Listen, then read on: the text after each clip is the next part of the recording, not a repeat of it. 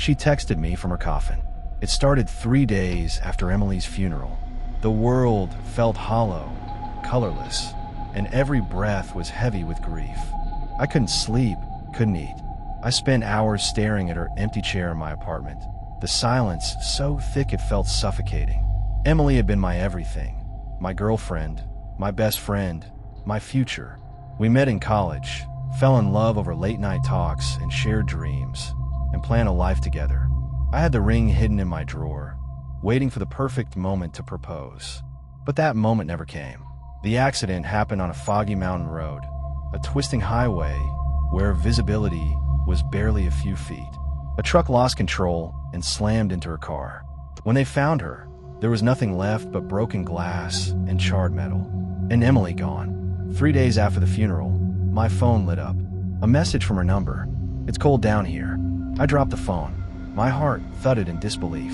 It had to be a prank. Someone had to be messing with me. Someone cruel who knew I was vulnerable. I didn't want to reply, but my fingers moved on their own. "Who is this?" The reply came almost immediately. "It's me." The world around me blurred. The room spun.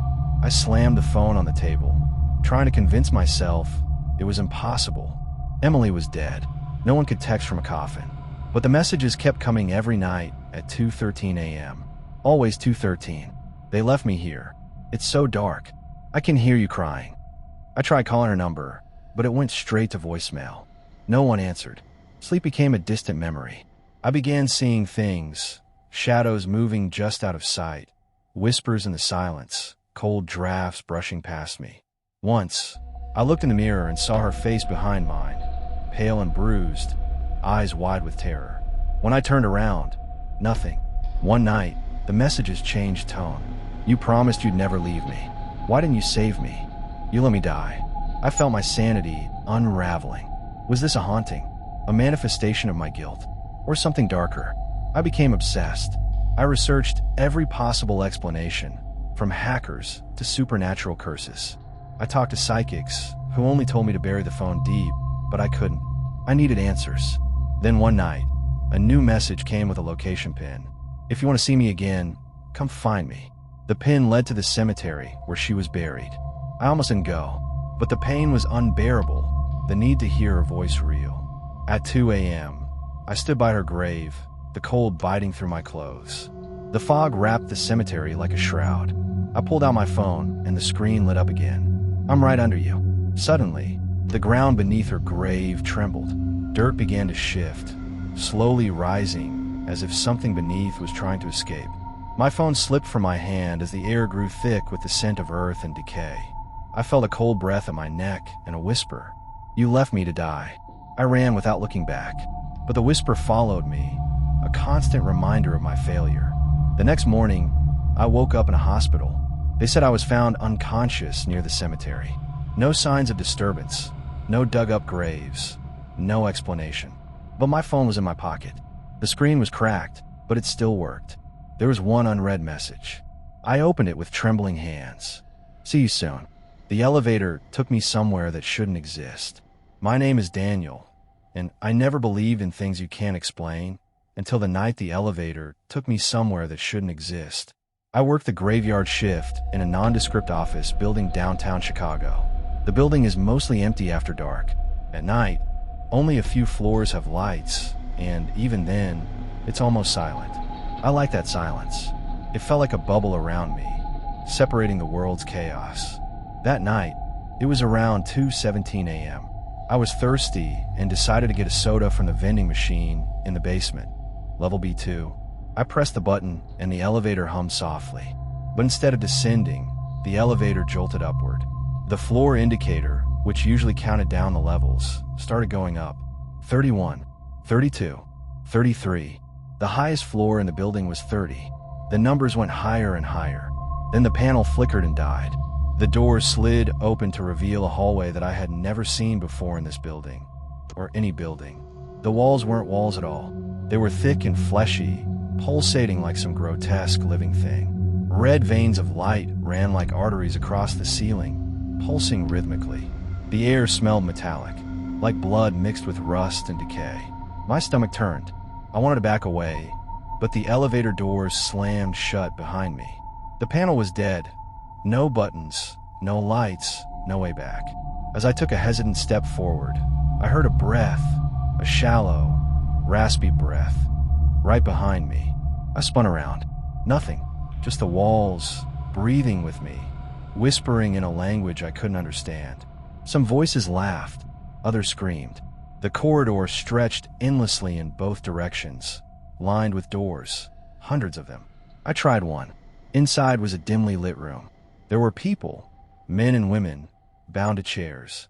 Their eyes were open but empty, pupils missing. Strange machines fed images directly into their eyes, static, blinding flashes, and what looked like twisted memories playing backwards. I closed the door quickly and backed away. The whispers grew louder. I ran. The corridor twisted, turned, bent, and somehow led me back to the same spot. I was trapped in a loop. Then I heard it, the elevator bell, a soft ding echoing down the hallway. I sprinted toward it, heart hammering in my chest. The elevator doors slid open. I jumped inside and slammed the lobby button. The doors closed. For a moment, nothing. Then the elevator jerked downward. When the doors opened, I was back in the lobby. But something was wrong. The reception desk was covered in dust. Cobwebs hung from the ceiling. The fluorescent lights flickered and buzzed. An old security monitor showed a date that made my blood run cold. June 4th, 2003. I checked my watch. It was 2025. I was somewhere else. Or else when. I ran to the exit doors, but they were locked tight. Then a voice crackled over the intercom, low and chilling. "Daniel, you were never meant to find this place." The walls began to pulse and bleed. The air thickened. The whispers surrounded me. I fell to my knees, and then the elevator dinged again. It calls me back. Every night. I don't know where it takes me next, but I'm scared to find out. My dog started talking at 3:15 a.m. I never believed in the supernatural, or in anything beyond what I could see and touch. My life was simple, grounded, until that night, or rather, those nights that changed everything. My dog Baxter, a 7-year-old golden retriever, was my closest companion. After my wife passed away, he became the reason I got out of bed every morning. Loyal, gentle, and endlessly patient, Baxter had always been just a dog. That was until exactly 3:15 a.m., 7 days ago. It began on a cold Tuesday night. I was jolted awake by an oppressive silence, a heaviness pressing down on my chest. I opened my eyes and saw Baxter sitting at the foot of the bed, something he never did at night. His eyes were fixed on me, unblinking, unmoving. At first, I thought I was dreaming, but then he spoke. Not a bark, not a whimper, a voice, a human voice. "Don't go outside tonight." My heart stopped. I stared at him, utterly frozen. "Who?" I managed to whisper. "The ones in the woods. They know your name now." I blinked. Baxter's head tilted slightly, his eyes dark and serious. "I don't understand," I whispered. "They're coming. You have to hide." For the rest of the night, I lay awake, clutching a baseball bat, listening to every creak and groan in the house. Baxter didn't leave my side. When dawn finally came, the daylight made the terror feel distant, almost laughable. Surely, it was a nightmare, my mind playing tricks. But then the second night came. Exactly at 3:15 a.m., Baxter sat up and spoke again. "They're closer. Don't look out the window." Of course I did, and I wish I hadn't. Beyond the thin veil of darkness behind the window, shadows shifted, tall, slender figures standing motionless just beyond the porch light. Their eyes glowed faintly, reflecting the faint light like mirrors. I slammed the blinds shut, heart pounding in my chest. That was when things escalated. The third night, Baxter didn't warn me verbally. Instead, he got up and walked silently to the living room window, his hackles raised, a low growl vibrating deep in his throat. "They're inside," he said. I froze. A floorboard creaked somewhere behind me. I didn't dare turn around. I stayed awake the whole night, shotgun cradled in my arms, Baxter at my feet, growling low and warning me of every small noise. The following days were a blur. I barricaded every door and window. I stopped leaving the house except to buy essentials, always accompanied by Baxter. But the nights grew worse. Each night, at 3:15 a.m., Baxter's voice echoed through the house. Closer. Watch the shadows. They're waiting. I could feel their presence like cold fingers trailing along my skin, watching, waiting for a moment of weakness. One night, I woke to the sound of scratching on the front door. Baxter's growl deepened as the noise grew louder. I peered through the peephole. Nothing but darkness. Then, a whisper, almost inaudible, came through the door crack. Open the door. I slammed it shut and backed away. That was when Baxter looked at me and said, "They're inside the walls." Since then, the house has become a prison. I don't know what they are, but Baxter knows. And he won't stop warning me. Sometimes, when the power goes out, I hear Baxter talking to someone, or something. I can't see.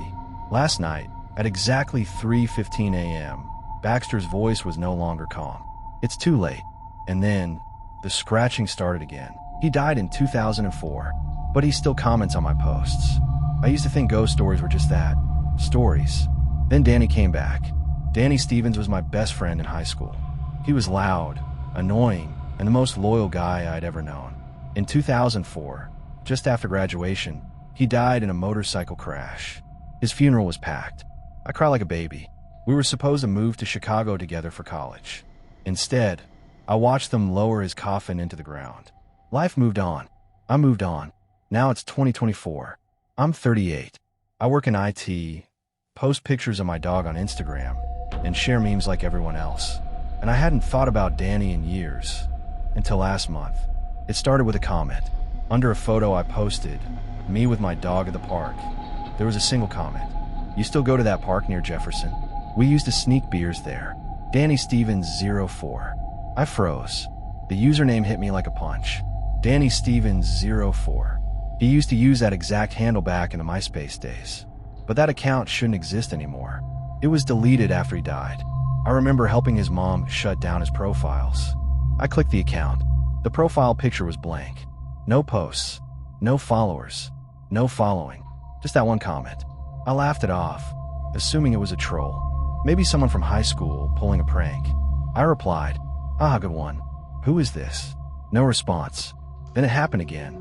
On a meme I posted about aging, the same account commented, "You still hate turning 30, huh? Remember when we said we'd never be boring old men?" That line, that exact line. Danny said that on the night before graduation. We were drunk, lying on his roof under the stars. No one else knew. I didn't sleep that night. Over the next few days, he commented again, on old memories, specific details, places we went, jokes only he and I would know. Then came the message, "Check your drawer, the one on the left." I did. Inside was a photo, one I hadn't seen in years. Us at prom, Danny with his crooked tie and goofy grin. I never put that photo there. It had dust on it, like it had been there for years, but I cleaned that drawer 2 weeks ago. I tried tracking the IP of the account. I'm in IT. I have tools, but it didn't lead anywhere. Just a dead loop. Unknown origin. Then I got a DM. "You forgot me." My phone glitched for an entire minute after that. The screen turned black. When it came back, my background had changed. It was a photo of Danny and me from 2003, one I never uploaded. My girlfriend begged me to delete the account. I tried. It wouldn't let me. "You can't block the dead," the screen read. That exact sentence, typed out by itself, with no app open. Then, the worst came. Last night, I woke up at 3:17 a.m. My phone was on, camera facing me, recording. The screen said, "Live." I wasn't streaming, but someone was watching. There was a comment. "You look older now, but I still recognize you." I shut the phone off, yanked out the battery. But in the dark, I heard it. A notification ping. He was still online. There was someone hiding inside my hotel mirror. It was a rainy evening when I checked into the old hotel on the outskirts of the city. The kind of place that looked like it hadn't been updated in decades, with flickering neon signs and creaky wooden floors. The front desk clerk was a thin man with tired eyes, who handed me a heavy, rusty key and pointed me towards room 217. As I walked down the dimly lit hallway, the smell of mildew and old would fill the air. Room 217 was at the end, its door slightly ajar. I pushed it open and stepped inside. The room was cold and smelled faintly of dust and something metallic. The wallpaper was peeling in corners, and the furniture looked like it hadn't been touched for years, draped in white sheets like forgotten ghosts. But what caught my attention immediately was the large, antique mirror hanging on the wall opposite the bed. Its frame was ornately carved with strange symbols I couldn't recognize, and the glass had a faint, foggy tint that made it seem almost otherworldly. I set my suitcase down and went to wash my hands. When I looked into the mirror, I caught a flicker of movement behind me. My heart skipped a beat, but when I turned around, the room was empty. Just my imagination, I told myself. That night, as the rain hammered the windows and the wind howled through the cracks, I lay awake. The mirror seemed to glow faintly in the moonlight streaming through the curtains. I found myself staring at it, unable to look away. Suddenly, a shadow moved in the reflection. Something crouched just behind me, barely visible, but definitely there. My blood ran cold. I whipped around, but no one was there. I tried to convince myself it was a trick of the light or exhaustion, but sleep refused to come. Later, I heard faint whispers, almost like someone calling my name from the other side of the mirror. I leaned closer, pressing my hand against the cold glass. The whispers grew louder, chilling me to the bone. Then, an icy hand pressed back against mine from inside the mirror. Panicked, I stumbled backward. The mirror rippled like water for a moment before returning to normal. I wanted to leave, but the curiosity and fear held me captive. The next morning, I spoke to the receptionist, an older woman with a knowing look. I asked if anyone had ever complained about the mirror in room 217. She hesitated, then lowered her voice. That mirror belonged to a woman who died mysteriously in that room decades ago. They say her spirit never left, and that she traps anyone who looks too long into her world. Determined to understand, I searched for more information. In the town library, I found old newspaper clippings about a woman named Eleanor who had vanished in that very hotel. The articles hinted at madness, obsession with mirrors, and an unexplained disappearance. That night, I tried to avoid looking at the mirror, but it was impossible. As I brushed my teeth, I caught a glimpse of the silhouette again, this time smiling eerily, beckoning me to come closer. Suddenly, the room temperature dropped sharply, and I felt an overwhelming sense of dread. The mirror's surface shimmered, and I saw her. Eleanor's face, pale and twisted, pressing against the glass as if begging for help or warning me not to stay. I knew then I had to get out. But as I grabbed my bag, the door slammed shut, and the mirror's reflection twisted into a black void. From within, a cold hand reached out, grasping mine tightly. I yanked my hand back and sprinted out, the sound of whispering chasing me down the hall. I didn't stop until I was outside, rain soaking me as I gasped for breath. I never looked back, but sometimes late at night, I swear I can still see those eyes watching me from the depths of a mirror. Drive in the woods. And I should have left it there.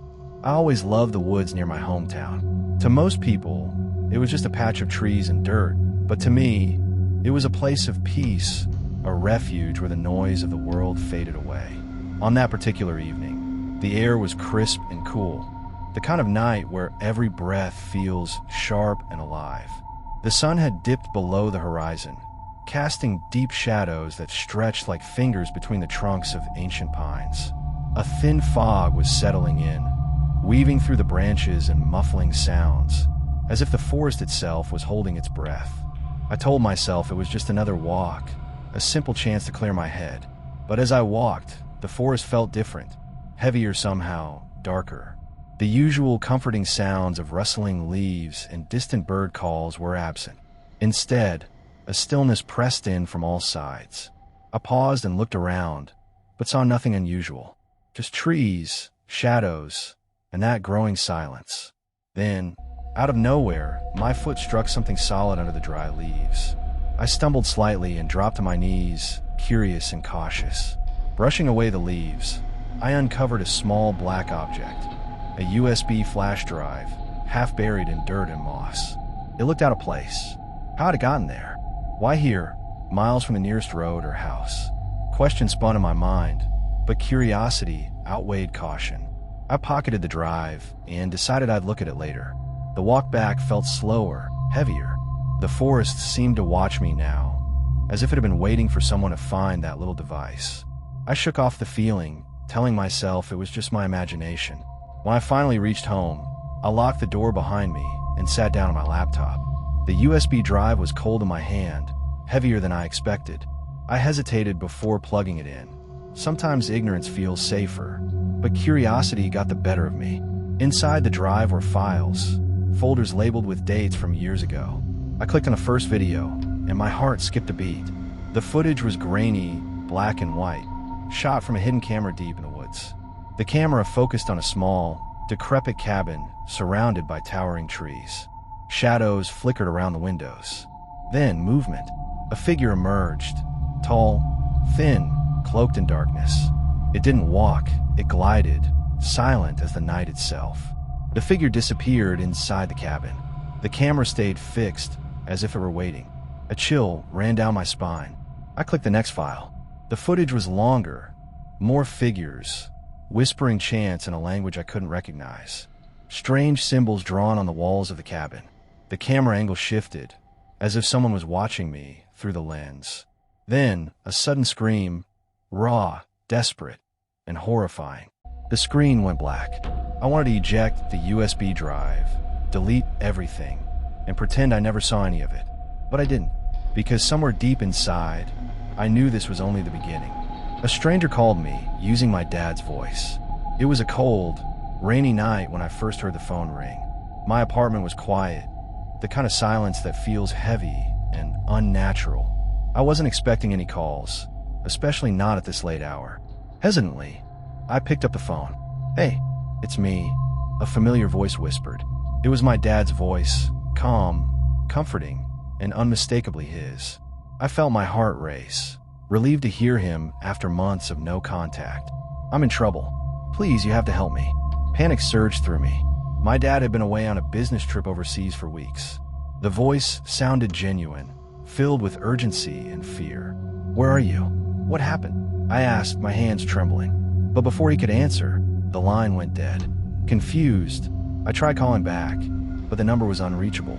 I sent messages, but no reply came. Something didn't feel right. I contacted my mom, who told me my dad was safe and at home, asleep in his chair. I froze. How could my dad call me from two different places at once? Suddenly, my phone rang again. The caller ID was blocked. I answered, and that same voice spoke softly. "You shouldn't trust him. He's not who you think he is." A chill ran down my spine. Days passed, and the calls continued, always from unknown numbers, always using my dad's voice. Each message was more disturbing, revealing secrets that only my dad would know. But something in the tone was off, darker, colder, as if the voice was a mask hiding something sinister. I started to investigate. Digging through my dad's recent emails and files, I found a strange message from an unknown sender warning him about someone watching him. The words imposter and possession kept appearing. One night, as the calls reached their peak, I decided to confront whoever was behind the phone.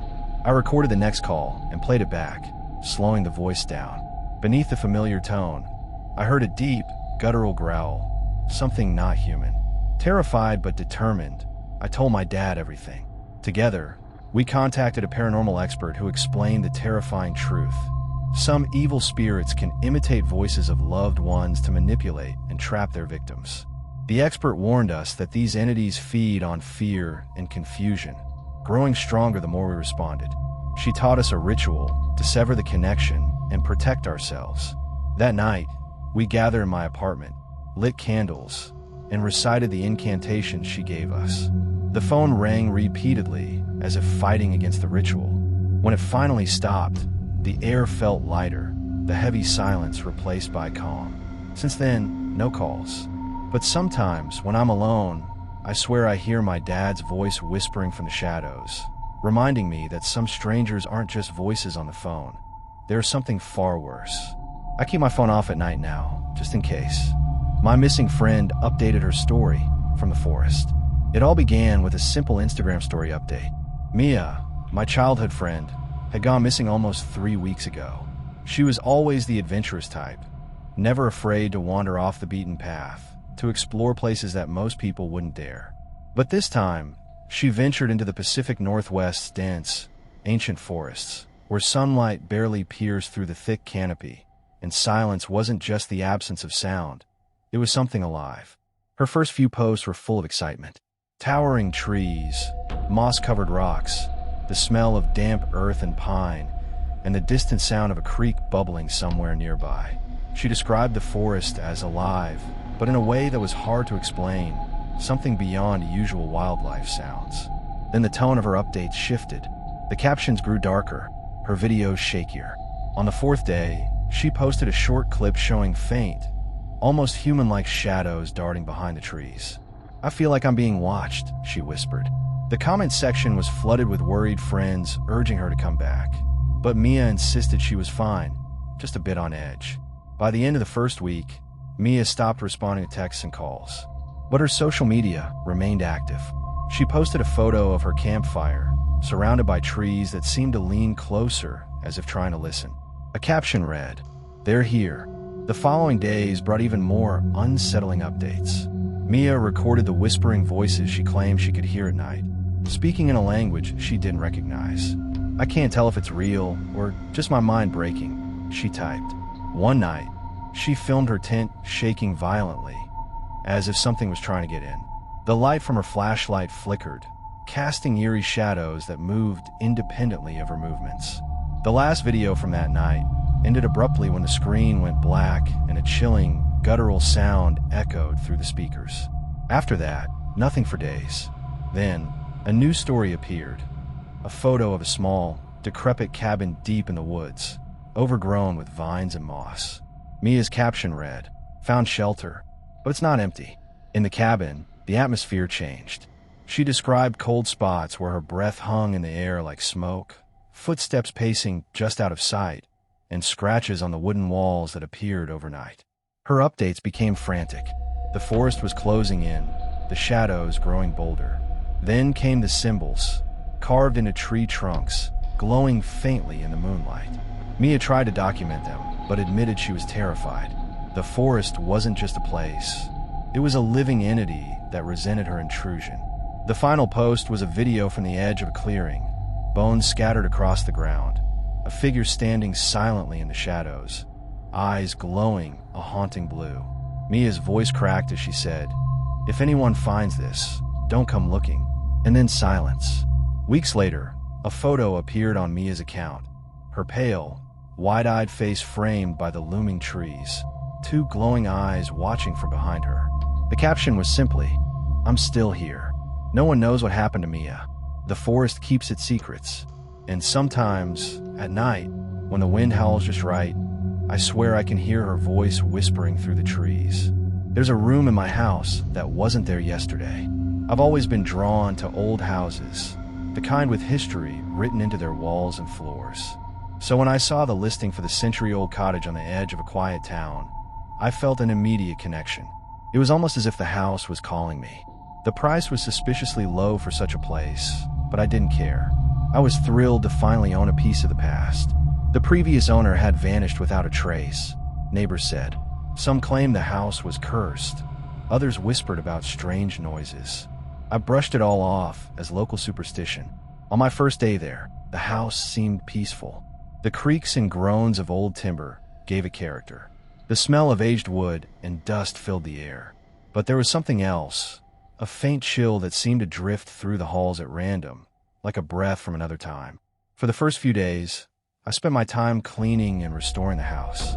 But on the third evening, as the sun was setting and shadows grew long, something impossible happened.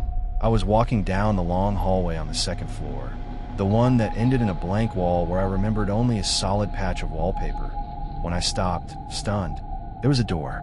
It hadn't been there the day before. The door was ancient. Its wood was worn, cracked, and marred by deep scratches, like claws scraping to escape. I stepped closer, heart pounding. The air around the door was colder than anywhere else in the house, and the silence felt unnatural. I reached out to touch the door frame. The wood was icy cold against my fingers.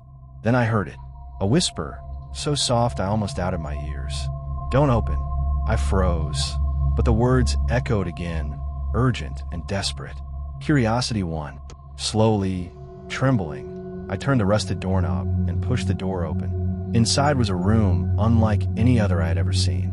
The walls absorbed all the light, painted in a deep black that seemed to shift and move. The air was thick, heavy, impossible to breathe freely. In the center of the room was an old rocking chair, swaying back and forth on its own, empty. The faint glow came from an old lantern hanging above, though no flame burned inside. I stepped inside slowly, the floor creaking beneath my feet. The temperature dropped further, and I could feel the air pressing in on me, heavy with silence and dread. A soft whisper filled the room, voices overlapping in a language I didn't understand, pleading, warning, crying. Suddenly, the door slammed shut behind me. I rushed to it, shaking the handle, but it wouldn't budge. The rocking chair stopped moving. The whispering stopped. Darkness enveloped me, and then I heard the footsteps. Every night at 2:22, the same man stares at me through the window.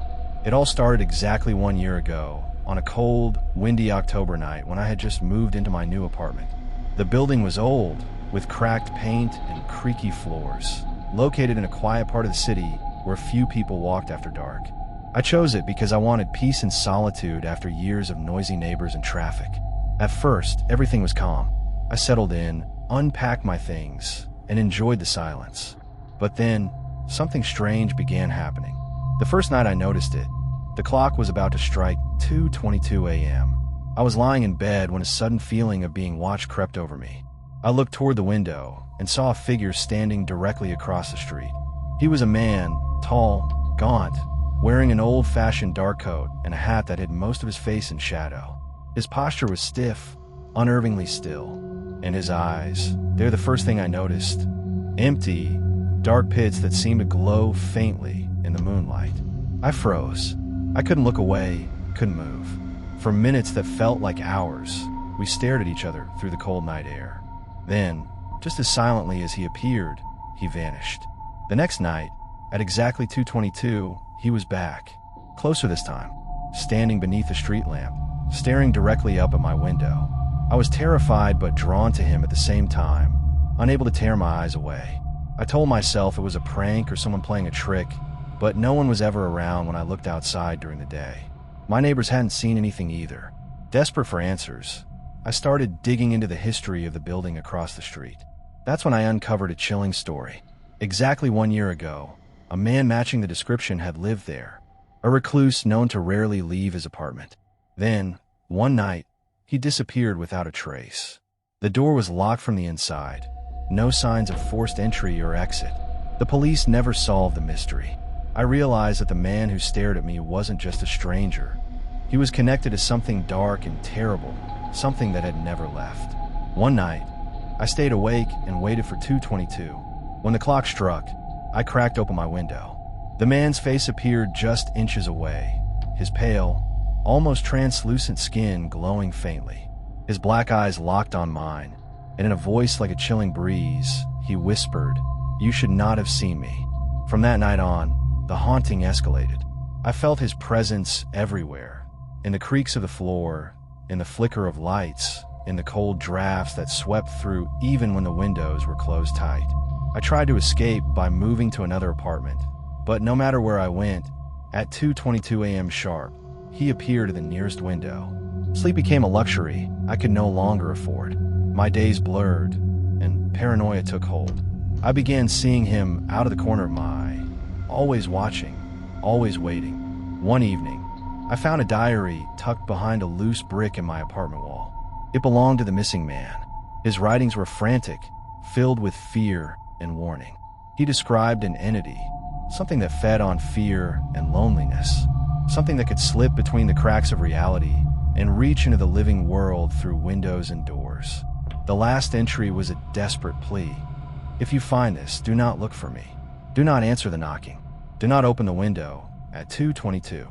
Now here I am, trapped in this nightmare, counting down the minutes until 2:22 again, because I know when he comes back, he won't just be staring anymore. He will be knocking, and I'm terrified to see what happens if I answer." I heard screaming in the walls, and then it screamed my name. It started the first night I moved into the house. I was alone. The realtor had told me it was a quiet neighborhood, perfect for someone who wanted to focus and escape city noise. But from the moment I stepped inside, I felt it, something watching me. Not just watching, waiting. The first scream came, at 3:12 a.m. It wasn't human. Too layered, too distorted. It sounded like several people, all screaming at once from behind the walls. My blood ran cold. I pressed my ear to the drywall. Silence. I told myself it was just an old house settling. Maybe pipes. Maybe rats. But the next night, it screamed again, louder, closer. By the fifth night, I couldn't sleep. The screams came in waves. Sometimes sobbing. Sometimes laughter. Always just beyond reach. And then it screamed my name. That broke something inside me. Caleb. A distorted voice howled from the wall behind my bed. I ran. Slept in my car. But even outside, I heard it. Caleb, come back. I tried to sell the house. The realtor wouldn't answer my calls. I contacted a priest, a psychic, even a paranormal investigator. All of them refused to come once I told them the address. I started hearing the voice in my phone, in the static of my radio, even in the sink drain. Then I found the crawl space. It was behind a panel in the basement. I hadn't noticed it before. Something inside me didn't want to. The moment I opened it, the house went silent. Inside was a room, covered in claw marks. Blood. Teeth. A child's drawing on the wall. A stick figure surrounded by screaming faces. My name was written hundreds of times, scratched into every surface. They weren't calling for help. They were summoning me. And tonight, the house is quiet again. Too quiet. I hear footsteps above me, but I'm the only one here. At least I was. Until the wall whispered again. Caleb, it's your turn. A child's voice keeps asking me to come play, but I live alone. I used to think I knew what silence sounded like. But lately, it's been different. It started about 3 weeks ago. I was getting ready for bed when I heard the softest voice call out from the hallway. Come play with me. At first, I thought I was dreaming. It was almost midnight, and I was alone in my one-bedroom apartment on the 7th floor of a concrete building that groaned when the wind blew. I brushed it off, but the voice came again the next night, and the next. Always the same. Always a child's voice. Sweet, innocent, almost playful. Come play with me. At first, I searched for logical explanations. Maybe a TV left on in another apartment. Maybe a neighbor's kid talking in their sleep. But I know my neighbors. No one on this floor has children. And the voice wasn't coming from the hallway. It was coming from inside my apartment. I started locking every door. Windows too. I even put duct tape on the vents. I left the lights on at night. I stopped listening to music, stopped watching TV, anything that might drown out that soft voice. Because I wanted to catch it. I wanted to know where it was coming from. A week ago, I snapped. I was brushing my teeth when I heard it again, clear as day, right behind me in the mirror. I said, come play with me.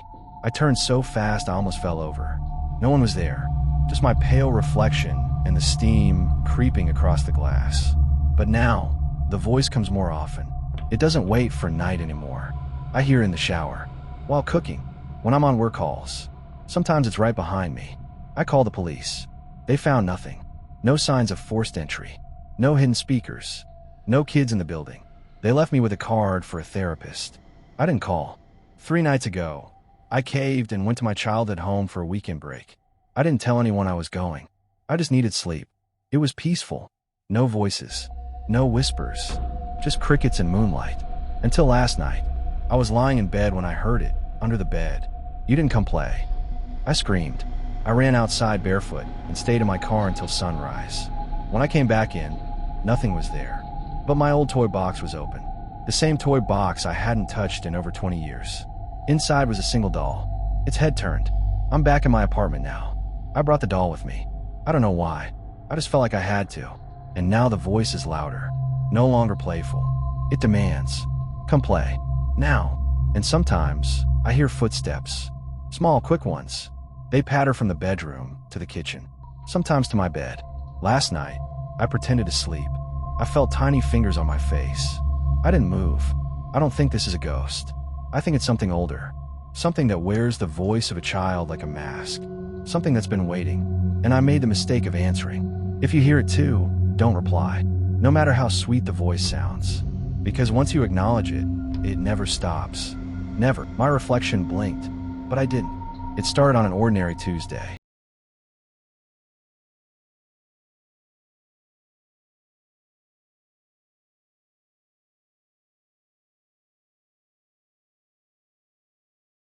I stood there frozen, toothpaste foaming in my mouth, unable to process what I'd just seen. A glitch, I told myself. A trick of the eye. I leaned closer to the mirror. My reflection mimicked me perfectly again. I raised my hand. So did it. I turned my head. So did it. Everything was back to normal. I went to sleep unsettled, but convinced it was nothing. Maybe I was just tired. But the next night, it happened again. This time, I didn't blink. I was completely still. And yet, my reflection tilted its head just a little. Not dramatically, just enough for me to know it moved on its own. Panic bloomed in my chest. I turned on the light. The mirror showed only what it should. My pale, wide-eyed face staring back. I slept with the lights on that night. The third night, things escalated. My reflection smiled at me. I wasn't smiling. It wasn't a friendly smile, either. It was smug, knowing, cold. I stumbled backward, knocking over the trash bin. When I looked back, the reflection was normal again. But I knew something was wrong. Deeply, terribly wrong. I tried avoiding mirrors the next day. I covered them, turned them around, avoided reflective surfaces like windows or phone screens. But it didn't help. At 3:13 a.m., I was woken up by a sound, knocking, from inside the mirror. I turned on the bedside lamp, and there it was, my reflection, standing perfectly still. Except its eyes were too wide, too alert. It didn't blink. I stared. It stared back. Then it lifted its hand and waved. I screamed. My neighbors banged on the wall, telling me to shut up. I couldn't sleep again. The next day, I tried everything. Salt, sage, prayer, even smashing a small mirror in my closet. But nothing worked. The reflection was always there, watching, always in sync, until it wasn't. Then the messages started appearing, written in the steam after my shower. Let me out. Scratched lightly on my bathroom mirror. You're mine. Once, I saw it write something with its finger on the inside of the mirror, backwards. I'm not you. I don't remember the last time I looked in a mirror and felt certain it was me looking back. I don't know what it wants. I don't know how long it's been there. I only know it's getting closer. Tonight, it mimicked everything again until the last second. I turned away. It didn't. I walked out of the bathroom. It stayed, staring. And then it smiled again. I'm writing this now because I don't know how much longer I have. The reflection is still in the bathroom. It won't leave the mirror, but I think it's waiting. And I think the next time I look, it won't be behind the glass anymore. I woke up to find my own body still sleeping. I remember dying. Or at least, I remember the feeling, the sudden snap of awareness, the cold vacuum of silence, the sharp pain like a cord yanked from my spine. One moment, I was in bed, drifting off after a long shift, and the next, I was standing in my bedroom, watching myself sleep. No dreams, no light, just me. My body lay there, motionless, breathing slow, eyes closed. But I wasn't in it anymore. I should have panicked, screamed, done something, but I didn't feel fear. Not yet. At first, I thought I was lucid dreaming. I waved my hand in front of my face. It passed through like smoke. I touched the dresser. Nothing. I screamed. No sound. I went outside. The streets were empty, frozen. Every light was stuck in place like a paused film. People didn't move. Cars hung in mid-turn. The sky, starless and mute, pressed down like a lid. Then I saw them. They didn't walk. They glided, like shadows without a source. Tall, gaunt things with flickering outlines, eyes like deep wells of night. They weren't part of this world. I knew at the moment they turned and looked at me. And they saw me. I ran. Through walls, across frozen highways, through neighborhoods I knew and ones that didn't exist. No matter how far I went, I could feel them just behind me. Not chasing, but closing in. I tried going back to my body, back to that still figure in bed. But something had changed. The bedroom was darker, the air heavy and humming.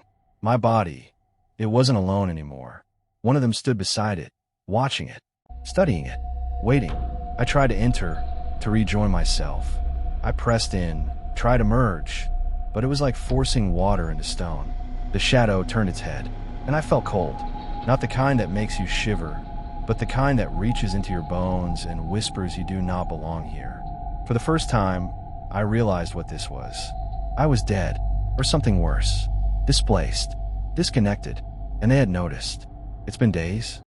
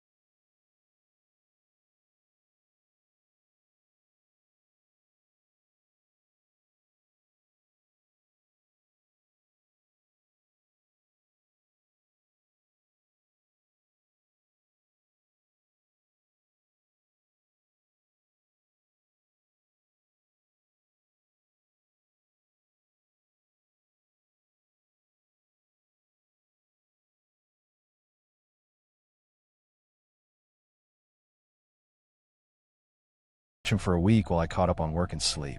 My husband died last year, and since then, it's been just Caleb and me. A little break sounded like salvation. The house was too quiet without him. No toys scattered across the floor. No babbling or screaming fits. Just the soft hum of silence.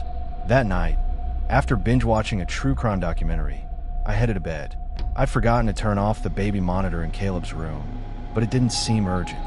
I left it on, a small white device sitting on my nightstand, more out of habit than necessity. It was close to 2 a.m. when I woke up. No dream, no sound, just awake. I lay still, unsure why my body had jolted me out of sleep. Then I heard it, breathing, slow, rhythmic breathing. It came from the monitor. At first, I thought maybe I was still dreaming, but the breathing continued, deep, steady, unmistakably human. A soft exhale, then inhale, over and over. I froze. The baby monitor only connects to one thing, the camera in Caleb's empty room. There was no one in there. There shouldn't be anyone in there. I sat up, eyes glued to the monitor, waiting for the static to clear or some mechanical glitch to explain what I was hearing. But the sound remained.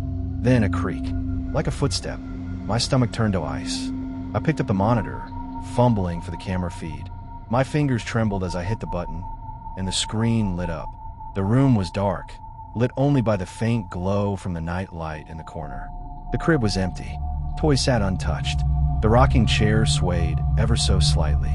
Then the breathing stopped. Silence. Until the monitor emitted a low whisper. I couldn't make it out at first. It was too faint, but then it repeated, "Mama." My heart dropped into my stomach. It wasn't Caleb's voice. It was older, raspy, wrong. I leapt out of bed and ran to Caleb's room, phone in hand, every nerve in my body screaming. I flung the door open. Empty. No one. Nothing. Not even a draft. The window was locked. The door had been shut. I checked the closet, under the crib, everywhere. The air in the room felt cold, like something had just left. I didn't sleep the rest of the night. I kept the lights on and stared at the monitor until sunrise. The next day, I had the camera inspected. No technical issues. No interference. Nothing. I called my mother. Caleb was fine, happy, laughing, completely unaware of what happened. That night, I unplugged the monitor. But just before bed, I heard a sound from inside the wall. Breathing. And then, again, "Mama, I don't use that room anymore." A stranger sent me photos of myself sleeping. I don't remember falling asleep. It was just another Tuesday night, and I was curled up in bed, scrolling through my phone until my eyes got heavy. I hadn't set an alarm. I hadn't even plugged in my charger. Everything fell off. When I opened my eyes, my room was dark. Not pitch black, but just dim enough that the shadows seemed to move. I reached for my phone. 3:41 a.m.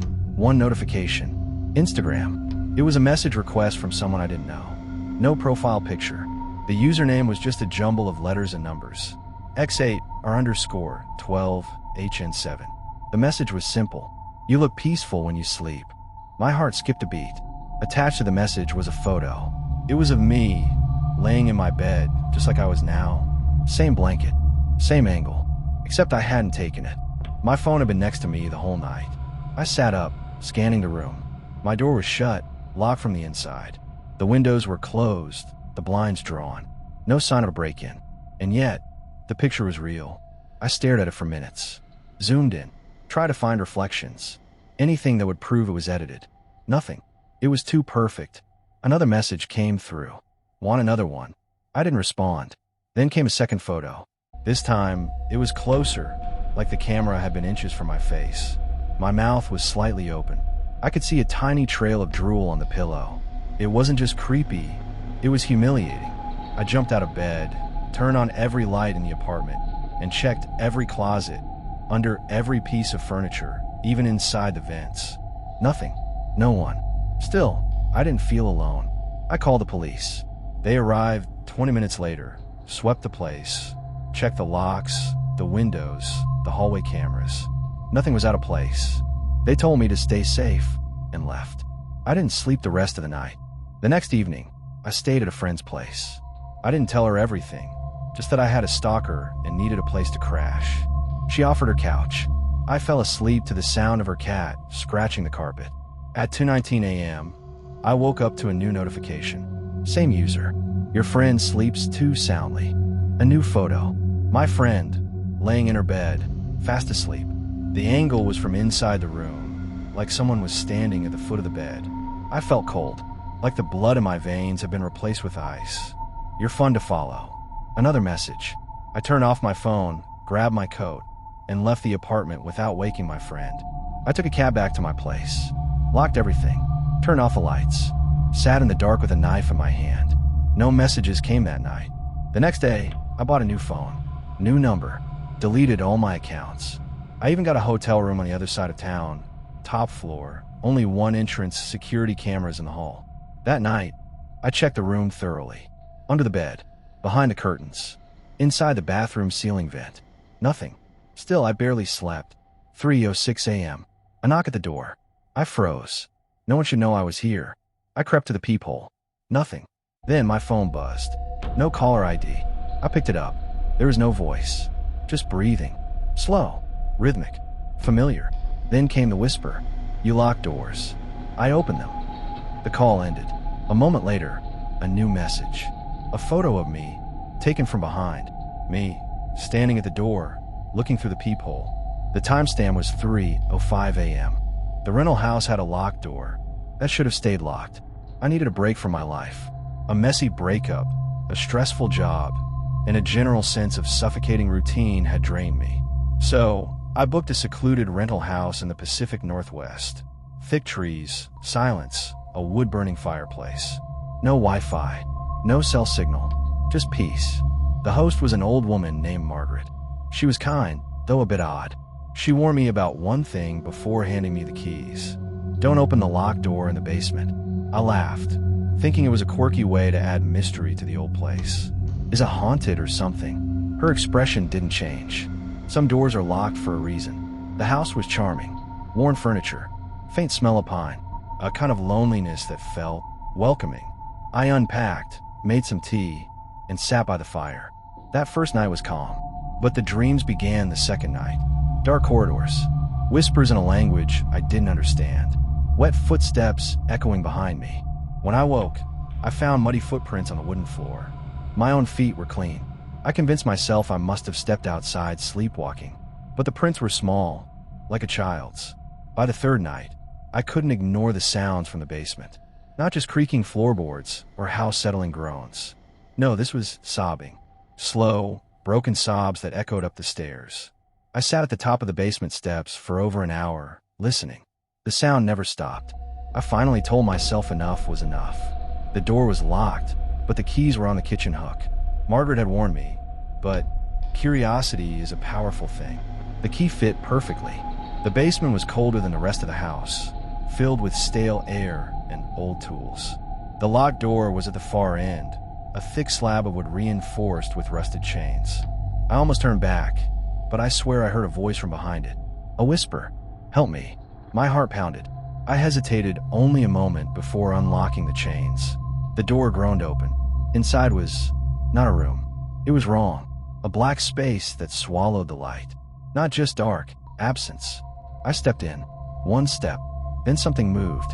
It didn't walk. It unfolded. Long limbs that scraped the walls. Eyes. Too many, opening all at once. I stumbled back, slamming the door.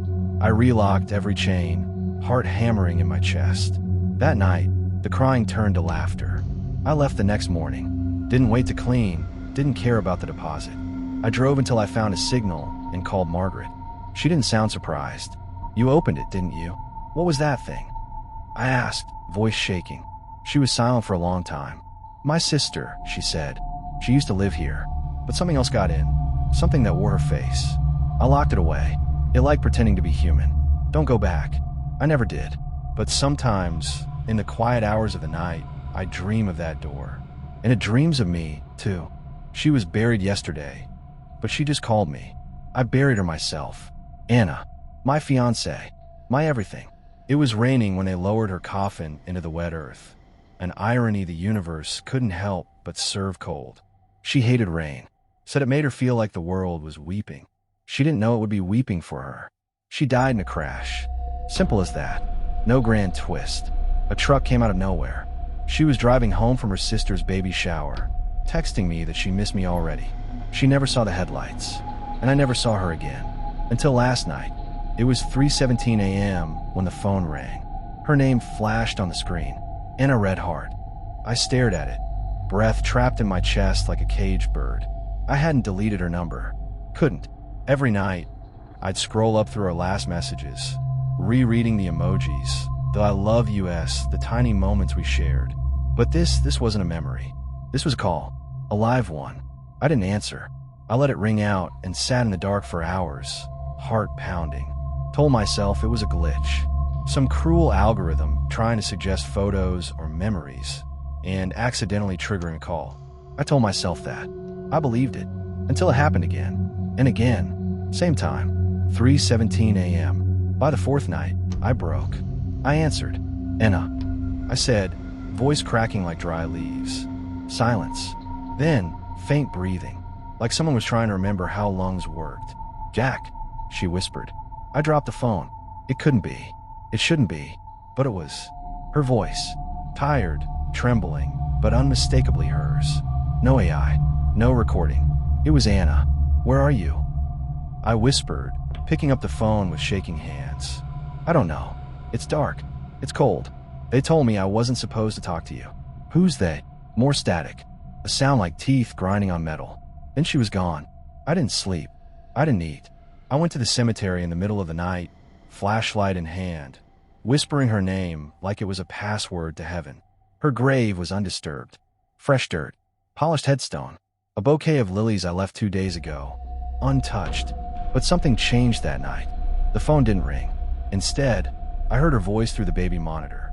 We don't have a baby. We never got the chance. But I still had the monitor in storage. Anna bought it just to be ready. Somehow, it had turned itself on. I walked to the living room and stood there, staring at the glowing blue light. Then, through the speaker, Jack, it's not just me down here. I dug her up. God help me, I did. 3 hours with a shovel, soaked in sweat and madness. When I reached the coffin, I hesitated. My fingers trembled on the lid. I was terrified of what I'd see, or wouldn't. I opened it. She was gone. Only the dress remained, folded neatly like a placeholder. On top of it, a cell phone. Not hers. Mine. The one I buried with her. Because I couldn't bear to throw it away. It lit up in my hand. No signal. Just a single message on the screen. You're getting too close. I started hearing whispers in the pipes. Footsteps in the attic. My own voice. Repeating conversations I'd never had. And every time I ignored the signs, the phone would ring. 3:17 a.m. Anna begging me not to listen. Anna begging me to let go. Anna telling me, the more you look, the deeper it gets. I didn't listen. I couldn't. That's how I ended up in the tunnels beneath the graveyard. Yes, beneath. There's a hidden system, a network of roots and stone halls that were never on any map. Down there, the air doesn't move. The light doesn't reach. And time doesn't work the way it should. I followed her voice. All the way down. She wasn't alone. There were dozens, hundreds maybe. People who were gone. Some stood still like statues, murmuring in forgotten tongues. Others crawled along the walls. All of them stared at me, but none had eyes. And Anna, she was still beautiful but wrong. Her skin was pale, her hair floated like she was underwater, and her voice had 2 layers. One hers, one not. You weren't supposed to find this place, she said. Where are we? I asked. This is where memory goes when it dies, she said. But you didn't let go. You held on. I took a step forward. You have to choose, Jack, she said. Stay and forget everything. Or leave and lose me forever. I couldn't speak. She kissed me. Cold. Final. I closed my eyes. When I opened them, I was back in my bed, covered in dirt. And my phone, it had one new message. From Anna. You chose wrong. I woke up with a handwritten note in my mouth. I woke up choking. Something dry and papery was lodged in the back of my throat. I gagged, coughed, and reached inside my mouth to pull it out. My fingers closed around a folded piece of paper, slightly crumpled, damp with saliva, but intact. It was a note, a handwritten note. The words, scrawled in jagged, panicked handwriting, read, "Don't sleep again. He comes when you sleep." I sat bolt upright in bed, heart hammering against my ribs like it wanted out. My bedroom was exactly how I left it. Curtains drawn, phone on the charger, my laptop humming softly on the desk. But the note, I didn't write it. I live alone. I turned the note over. On the back, in the same handwriting, "He's inside you." For a moment, I couldn't breathe. My throat was raw, and I kept dry heaving. I must have swallowed it in my sleep. But how? Why? I went to the bathroom to rinse my mouth and splash cold water on my face. While I looked in a mirror, I screamed. There was writing, faint, but there, across my forehead, mirrored in the glass. "He sees through your eyes." I scrubbed it off, shaking violently. Every part of me screamed that something was wrong, terribly wrong. I called the police. They searched the apartment. Nothing. No signs of forced entry. No footprints. No fingerprints. The note was bagged as evidence, but it didn't matter. They chalked it up to stress or a prank. That night, I set up cameras. 3 of them. 1 in the living room, 1 in the hallway, 1 in my bedroom. I needed proof. I needed to know what the hell was happening to me. I didn't sleep that night, but I must have blacked out, because I woke up the next morning with another note in my mouth. "He doesn't like being watched." I ran to check the cameras. Every single file was corrupted, static, glitching nonsense, as if something had burned through the data. Even worse, one of the cameras was turned to face the wall. Something had been there. Something had touched it. That day, I noticed bruises forming under my skin, shapes like fingers wrapping around my wrists and ankles. I hadn't left the apartment. I hadn't done anything that would cause that. That night, I didn't even try to stay awake. I was too exhausted. I fell asleep with the lights on, clutching a kitchen knife in one hand. I woke up choking again. Another note. This one was different. It had blood on it. "You're starting to see him, aren't you?" The moment I read it, something shifted. The air in the room became dense, like breathing underwater.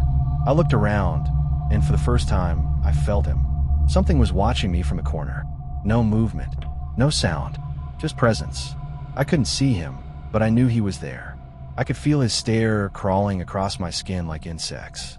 I sat frozen in bed for hours, too terrified to even blink. Now it happens every night. Every time I sleep, there's another note, another warning, another reminder that I am not alone in this body, that something lives behind my eyes, under my skin. Last night's note was the worst yet. "You're not the one writing these." So I've stopped sleeping. I write this now with bloodshot eyes and trembling hands. If I fall asleep again, I don't know what I'll wake up as, or who will wake up instead. The voice in the radio started saying my thoughts. It started as background noise, just a faint hum, static, the kind of white noise you tune out when you're alone and trying to sleep. The old radio in the corner of my apartment had been broken for years. I never used it, but that night, it clicked on by itself. No stations, just hiss, until it spoke. At first, it was garbled, like someone trying to speak underwater. I assumed it was some weird interference from a neighboring apartment, maybe a police scanner picking up odd frequencies. But then it said something I'll never forget. "You're wondering if you locked the door." My blood went cold, because I was wondering that. I hadn't moved, hadn't spoken, hadn't even looked at the door. I was lying in bed, thinking exactly that, and the radio said it. I sat up, staring at the radio across the room. The light on the dial was dead. No station, no signal, no explanation. Just silence again. I tried to laugh it off, told myself I was imagining it. Sleep deprivation does weird things, right? I got up, locked the door, went back to bed, and then, about an hour later, the voice came again. "You think you're safe now." The words were clear. Calm. My heart pounded so loud I could barely hear anything else. The worst part, it was right again. That was what I had just thought. Not even said, just thought. For the next week, it happened every night. Not on a schedule. Random. Sometimes the voice would mimic my stray thoughts, parroting back my fears, my memories, my darkest secrets. Sometimes it answered them. "You miss her. You shouldn't have done it. You're not alone." Each time I'd tear the cord from the wall, remove the batteries, even take the damn thing outside. But by the next night, it was back in my apartment, sitting in its spot, as if it had never been touched. One morning, I smashed it with a hammer. Pieces scattered like dry bones. I threw the fragments in the dumpster behind the building. That night, the voice came back, but not through the radio, from a bathroom mirror. As I brushed my teeth, the steam from the shower fogged the glass. And in the silence, I heard it. Just a whisper, but unmistakable. You can't run from yourself. Now the voice comes from everywhere. The microwave, my phone when it's off, the faucet, my own heartbeat. I can't tell which thoughts are mine anymore. And worst of all, the voice doesn't just say what I'm thinking now. It says what I'm going to think. You're going to scream. And then I do.